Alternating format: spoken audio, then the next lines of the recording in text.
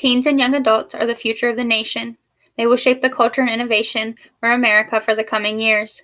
Unfortunately, we are losing brilliant, talented, and kind young people every day to something that is absolutely preventable.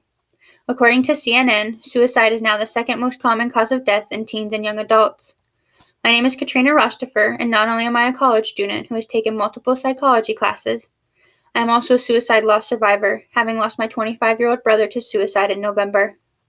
As college students and professors, we are surrounded by teens and young adults every day. Some of these youth may be struggling with suicidal ideations, and it is critical to be able to recognize the signs to prevent the loss of any more young minds.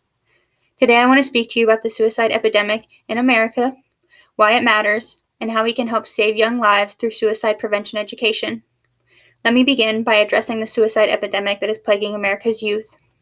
Suicide is rising in frequency in America, and we are losing an increasing number of promising young minds as a result. Suicide has shifted from being the third most common cause of death to now being the second, topped only by accidents.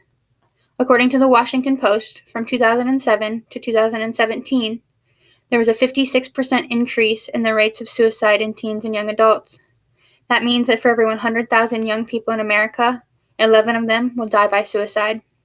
Suicide has truly become an epidemic in America, and if we do not gain control of the problem, it could become the leading cause of death for teens and young adults. The rising suicide rates in America are creating an alarming trend in the culture of our nation. Of course, it is absolutely tragic to lose someone by suicide. Suicide has an enormous impact on surviving family and friends. Another important concept that makes suicide even more devastating is the social contagion of suicide. This theory explains that losing a friend or family member to suicide increases the likelihood that someone will attempt suicide themselves. This means that more suicide occurrences increase the likelihood of suicide continuing to happen, and a dangerous cycle begins to form. Now that we have addressed the suicide epidemic in America and the impact that it has, let's take a look at the importance of suicide prevention education.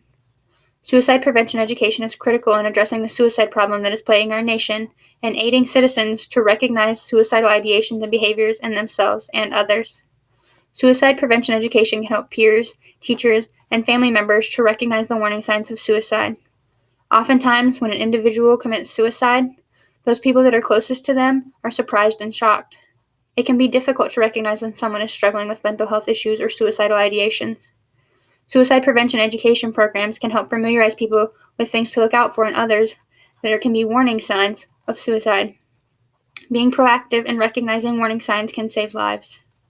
Not only is it difficult for people to recognize these warning signs in others, sometimes it is difficult for individuals to handle suicidal thoughts or for them to be able to reach out for help themselves.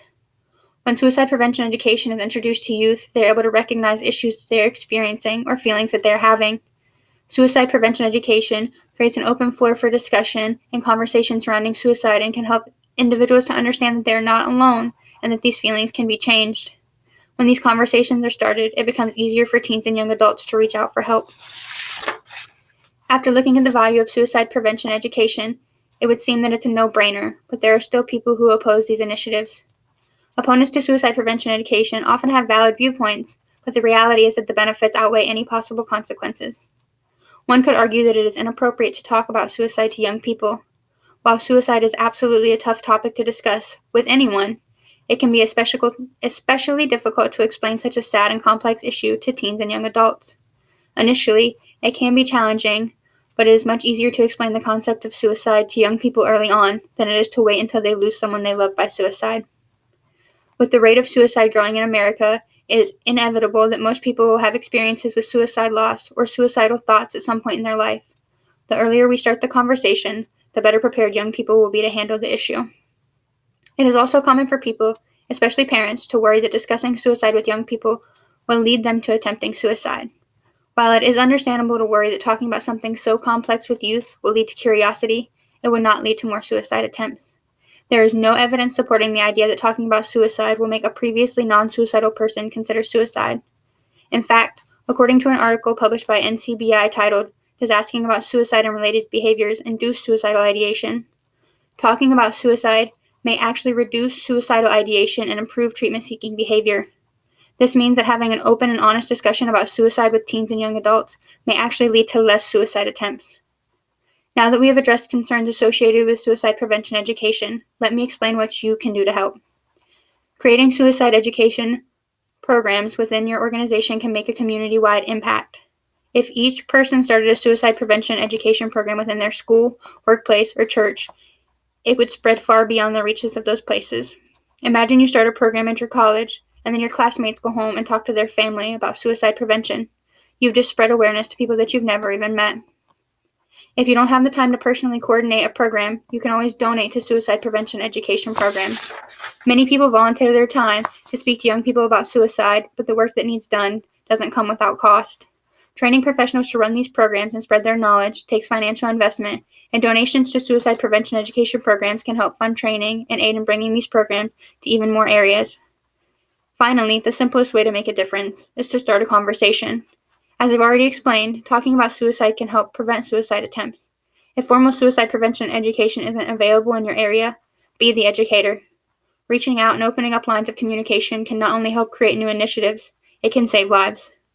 If more conversations are began about the importance of suicide prevention education, more awareness and action will follow. As you can see, supporting suicide prevention education is simple, but extremely valuable. To summarize, today we examined the suicide epidemic in today's youth, taken note of the importance of suicide prevention education, addressed possible objections to the initiative, and discovered ways that you can help. If you knew that you had the power to save a life, wouldn't you want to help save the nation's youth? Not only can you brighten the future of America by supporting suicide prevention education, you can make a lasting impact in the lives of teens and young adults across the nation. I urge you to speak out and not only start the conversation, but to support suicide prevention education in your area. As educator Loretta Garitz said, if someone listens, or stretches out a hand, or whispers a word of encouragement, or attempts to understand a lonely person, extraordinary things begin to happen.